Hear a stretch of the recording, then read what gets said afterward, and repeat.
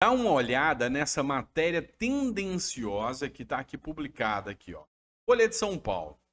Dívida prescreve em 5 anos? A justiça diz que não. Entenda o debate. Presta atenção que eu vou explicar para você que a situação não é bem assim, não. Na verdade, a dívida prescreve sim em 5 anos. O que não faz é acabar a dívida. Mas você tem que entender a distinção aqui entre quitação, prescrição, os efeitos. E por que eu estou trazendo essa matéria para você? Por que eu estou falando justamente desse tipo de conteúdo com você agora? É simples. Os bancos não perdoam. Você já ficou devendo alguma vez na vida? Você já saiu de lá de baixo e no meio de um empréstimo já ficou devendo alguma coisa para o banco? Já atendeu a ligação de um atendente bancário? Aquele tipo de ligação insistente, 5, 10, 15, 20 vezes ao dia, te incomodando por causa de uma dívida? Mas você já parou para pensar que os bancos também, quando eles te fazem aquela dívida absurda, eles são totalmente sinceros com vocês? Você já percebeu isso? Pois é. É por já ter passado por isso. É por já entender essa situação. É que eu quero te ajudar. Quero que você preste atenção aqui e entenda que é mentiroso esse argumento que a dívida não prescreve em 5 anos. Eu vou ler a matéria com você. Vou trazer a orientação para você. Então fica ligado.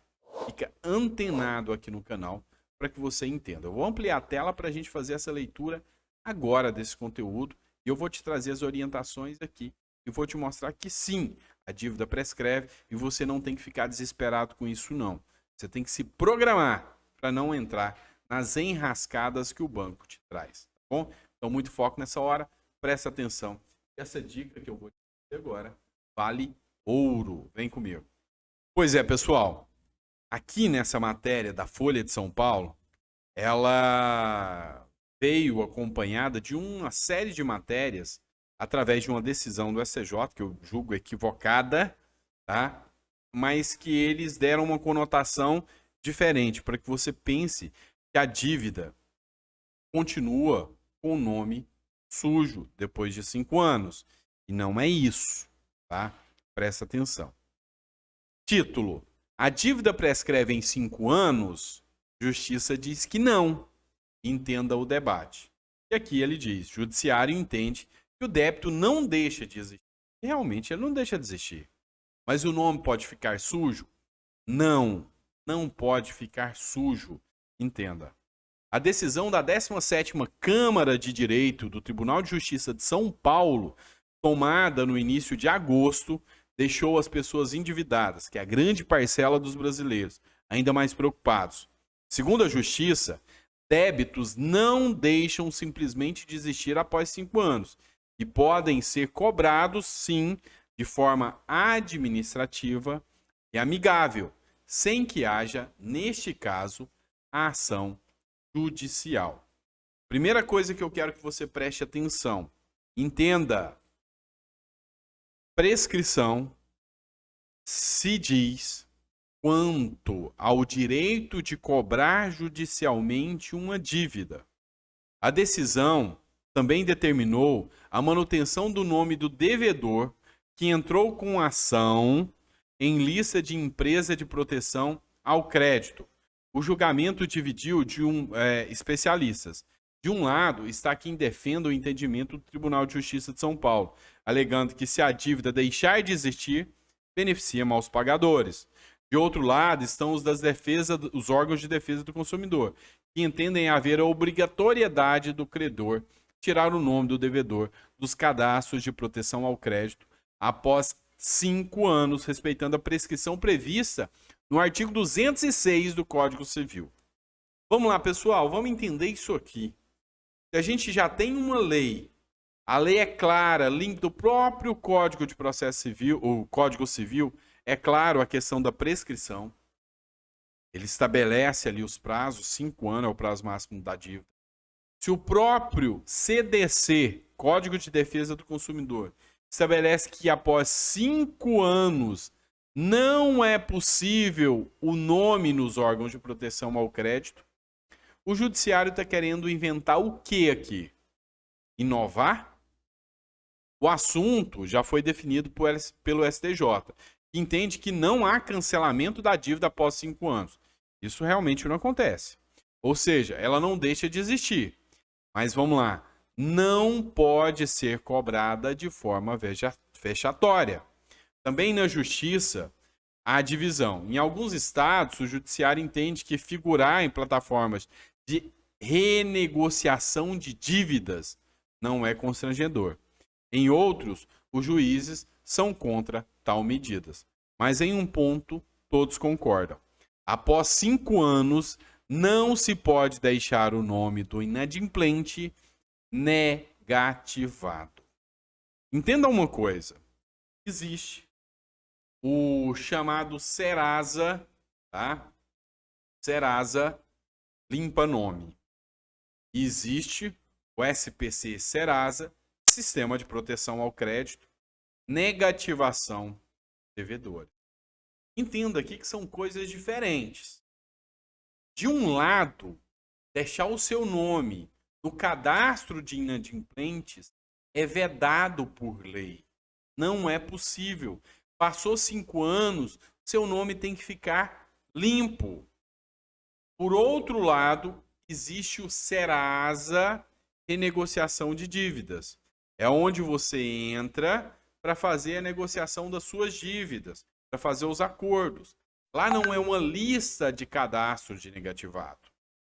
É diferente. Mas mesmo assim, devido à vinculação do Serasa com o Serasa Limpa Nome, lógico, o mesmo órgão, tem juízes que entendem que ele não pode figurar lá. O fato é o seguinte, você que está super endividado, você tem problemas financeiros, entenda, você pode e deve se resguardar, porque não haverá qualquer constrição de bens. O que isso quer dizer? Não vão poder cobrar judicialmente, tomar qualquer bem.